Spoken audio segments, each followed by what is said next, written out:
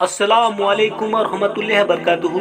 मेरे प्यारे मुस्लिम भाई और बहनों, आज की इस वीडियो में हम जानने वाले हैं इस्लाम में हुदहुद पक्षी की जानकारी क्या है। तो आइए वीडियो को शुरू करते हैं। बिस्मिल्लाहिर्रहमानिर्रहीम। इस्लाम में हुदहुद पक्षी के बारे में भी वाक़या मिलता है। ऐसे में आइए जाने हुदहुद पक्षी की पूरी जानकारी हिंदी में इस वीडियो में। हुदहुद पक्षी की विशेषताएं। हुदहुद वो वही परिंदा है जो जिंदगी में सिर्फ एक बार शादी करता है। अपने जीवन साथी के वफात के बाद अकेले ही जिंदगी गुजरता है। ये अपनी मादा महर को खाने की कोई चीज पेश करता है। अगर वो खा ले तो उसका ये मतलब कि वो शादी के लिए राजी है। फिर नर उस मादा को अपने घोंसले की तरफ लेकर जाता है। अक्सर औकात किसी दरख्त में सुरख करके बनाया होता है।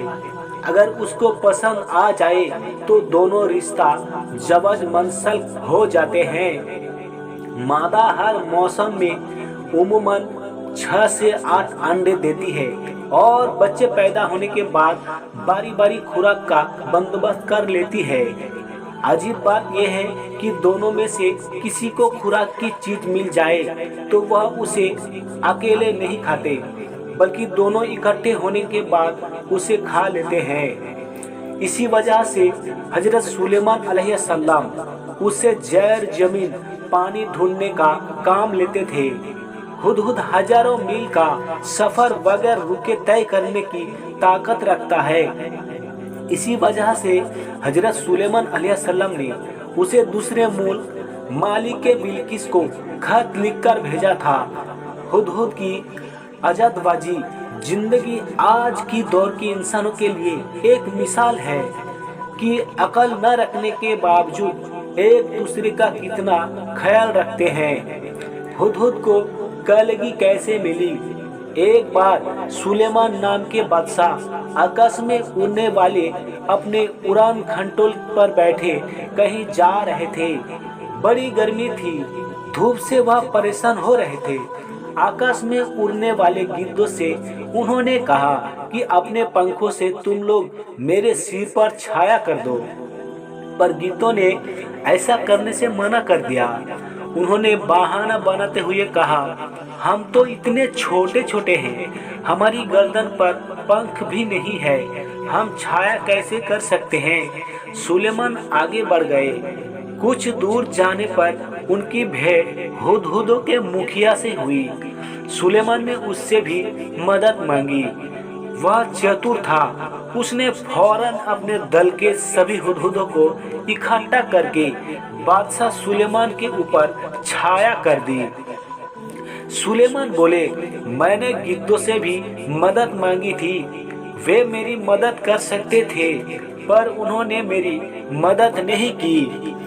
तुम गिद्धों से छोटे तो हो, पर चतुर अधिक हो। तुम सबने मिलकर मेरी सहायता की है। मैं तुमसे बहुत प्रसन्न हूँ। मैं तुम्हारी कोई इच्छा पूरी करूँगा।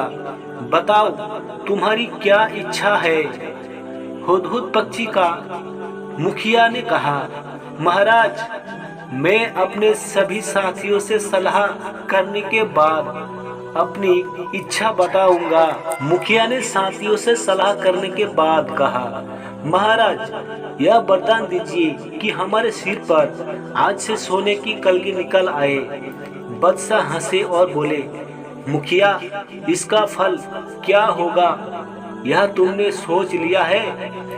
मुखिया बोला, हाँ महाराज, मैंने खूब परामर्श करके यहाँ वर मंगा है। सुलेमान ने प्रार्थना स्वीकार कर ली। सभी हुदहुदों के सिर पर सोने की कलगी निकल आई। लोगों ने सोने की कलगी को देखा तो वे हुदहुदों के पीछे पड़ गए। तीर से उन्हें मार मार कर सोना इकट्ठा करने लगे। हुदहुदों का वंश समाप्त होने पर आ गया। तब मुखिया घबराकर बादशाह सुलेमान के पास पहुंचा और बोला, इस सोने की कलगी के कारण तो हमारा वंश ही समाप्त हो जाएगा। सुलेमान ने कहा, मैंने तो शुरू में ही तुम्हें चेतावनी दी थी। खैर जाओ, आज से तुम्हारे सिर का ताज सोने का नहीं, सुंदर परों का हुआ करेगा और तभी से हुदहुदों के सिर पर परों का यह ताज शोभा पा रहा है। मेरे प्यारे मुस्लिम भाई और बहनों, अगर आपको ये हमारी हुदहुद की जानकारी, हुदहुद की वाक़या अच्छी लगी हो तो वीडियो को लाइक करें और ज़्यादा से ज़्यादा शेयर करें। और इसी तरह की इस्लामिक वाक़यात और सुनने के लिए हमारे इस चैनल को सब्सक्राइब करें। अस्सलामु अलैकुम व रहमतुल्लाहि व बरकातुहू।